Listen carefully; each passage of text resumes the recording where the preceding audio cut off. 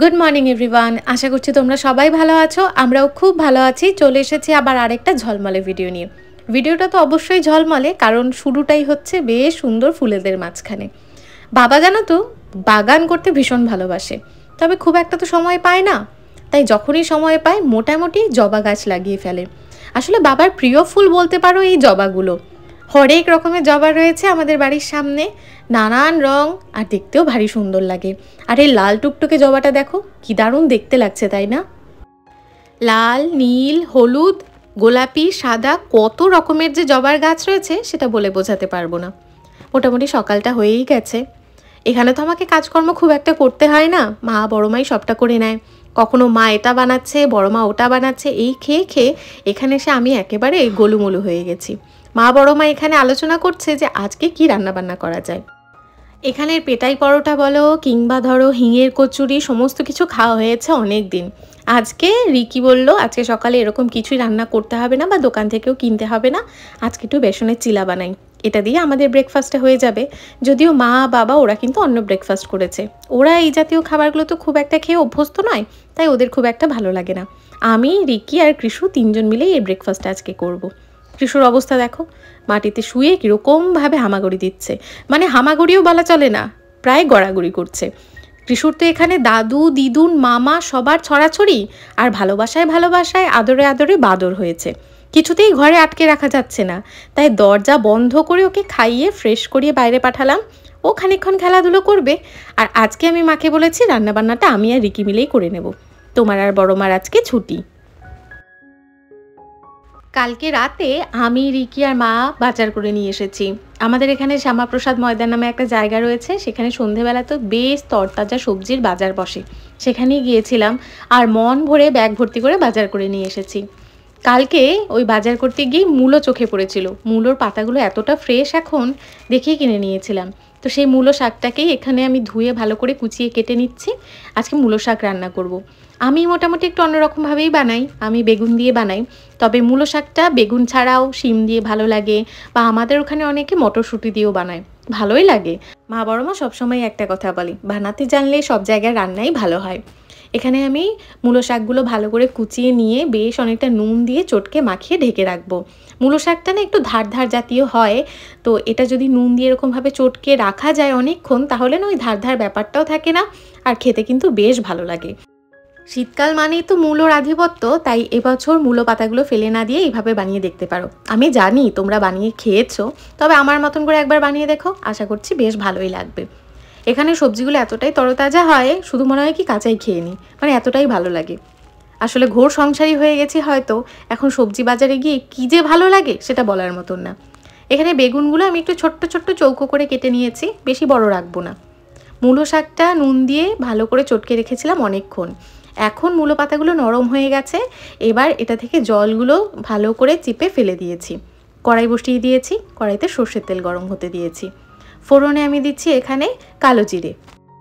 শাকটায় মূলত ওই কালো জিরে পাঁচফোড়নটাই দেওয়া হয়, তো আমি আজকে কালো জিরে দিয়ে বানাচ্ছি। কালো জিরে দেওয়ার পর সামান্য পেঁয়াজ কুচি আর কাঁচা লঙ্কা দিয়েছি। তারপর যে বেগুনগুলো কেটে ধুয়ে রেখেছিলাম সেই বেগুনগুলো দিয়ে দিচ্ছি। পরিমাণ মতো নুন দিতে হবে, হলুদটা আমি একটু অল্পই দিয়েছি। আসলে শাক জাতীয় রান্নায় হলুদটা অল্প দিলে শাকের সবুজ ভাবটা বেশি সুন্দর থাকে, তাই আমি শাকে হলুদটা কম ব্যবহার করি। বেগুনটা ঢেকে বেশ খানিকক্ষণ রান্না করে নিয়েছি। বেগুনটা যখন অর্ধেক সেদ্ধ হয়ে গেছে সেই সময় মূলো শাকগুলো দিয়ে অল্প পরিমাণে চিনি দিয়ে নাড়াচাড়া করে নিচ্ছি। বেশ কিছুদিন আগে একটা কমেন্ট পেয়েছিলাম আমাদের সমস্ত রান্নায় কেন চিনি ইউজ করি। সমস্ত রান্নায় চিনি ইউজ করি না, যেটাই নেসেসিটি মনে হয় সেটাতেই ইউজ করি। শাকে যেরকম একটু চিনি দিতেই হয়, নাহলে একটা খাড় খাড় ভাব থাকে, তাই আর কি শাকে চিনি অবশ্যই ব্যবহার করি। ভালো করে মূলো শাকটা নাড়িয়ে চাড়িয়ে যখন হয়ে গেছে নামিয়ে রেখেছি। এবার রিকি ওদিকে মাছের ঝোলটা বসিয়েছে, আর আমাকে বলেছে আজকে শিল নোড়াতে সুন্দর করে মশলা বানিয়ে দাও। আসলে যতই মিক্সি ইউজ করি না কেন, শিল নোড়ায় যেই মশলাটা বানিয়ে রান্না করা হয় সেই রান্নার স্বাদ কিন্তু অত্যাধিক বেড়ে যায়। এখানে আমি ধনে, জিরে, কাঁচা লঙ্কা, শুকনো লঙ্কা প্রথমেই বেটে নিয়েছি, তারপর আদাটাকে ভালো করে বেটে নিচ্ছি, আর টমেটোটাকে শিলনোড়াতেই বেটে নিয়েছি। টমেটোটা মিক্সিতে দিলেও হতো বা না দিলেও হতো, তবে যেহেতু শিলনোড়ার কাছে এসেছি তাই আর কি টমেটোটাকেও আমি বেটে নিয়েছি। জানি না আর কার কার শিলনোড়ায় মশলা বানাতে ভালো লাগে, তবে আমি ভীষণ পছন্দ করি, সেটা বিয়ের আগে থেকেই। আমি বিয়ের আগে রান্নাবান্না কিছুই পারতাম না, তবে মশলা বাটাবাটি করতে আমার ভীষণ ভালো লাগতো। আর মাঝে মাঝে মা বড় মার সাথে বসে কিছু শাক সবজি কেটে দিতাম, ওইটুকুই কাজকর্ম পারতাম। আর বিয়ের পরে দেখো কত কিছু শিখে গেছে এখন।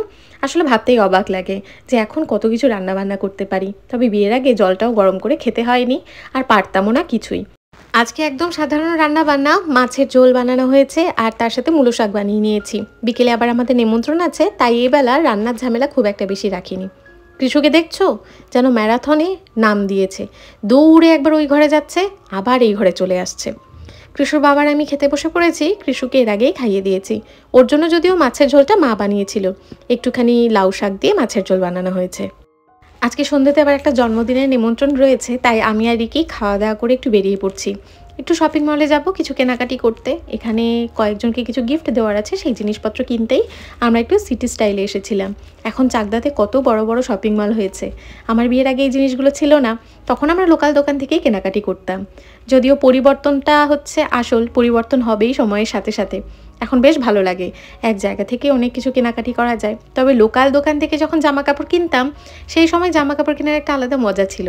এখন যতই জামা কাপড় কিনি না কেন, সেই মজাটা ঠিক পাই না, জানি না কেন, হয়তো বড় হয়ে গেছি তাই। এখন বিয়ের পর থেকে যতবারই চাকদায় এসেছি এত পরিবর্তন চোখে পড়ে, ভালোও লাগে, আবার মাঝে মাঝে পুরনো চাকদাটাকে ভীষণ মিস করি। তবে এখন চাকদা আগের থেকে অনেকটা বেশি উন্নত, কত বড় বড় দোকান, রাস্তাঘাট একেবারে চেনাই যায় না। কৃষকে ঘুম পাড়িয়ে রেখে গিয়েছিলাম, এসে দেখছি এখনও ঘুমোচ্ছে। বাবা মা মোটামুটি কম্বল মুড়ি দিয়ে বসেছিল, সন্ধ্যের পর তো এই জায়গাটা বেশ খালি খালি হয়ে যায়, তাই বাইরে খুব একটা কাজকর্ম থাকে না, সবাই ঘরের ভেতরেই থাকে। কৃষু এদিকে ঘুমোচ্ছে, আমি মা বাবাকে একটু জিনিসপত্রগুলো দেখিয়ে নিচ্ছি।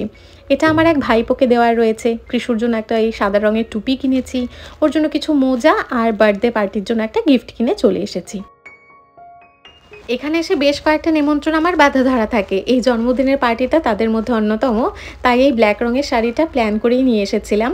এটা আমি প্রমোশনের জন্য পেয়েছিলাম, ভীষণ সুন্দর শাড়িটা।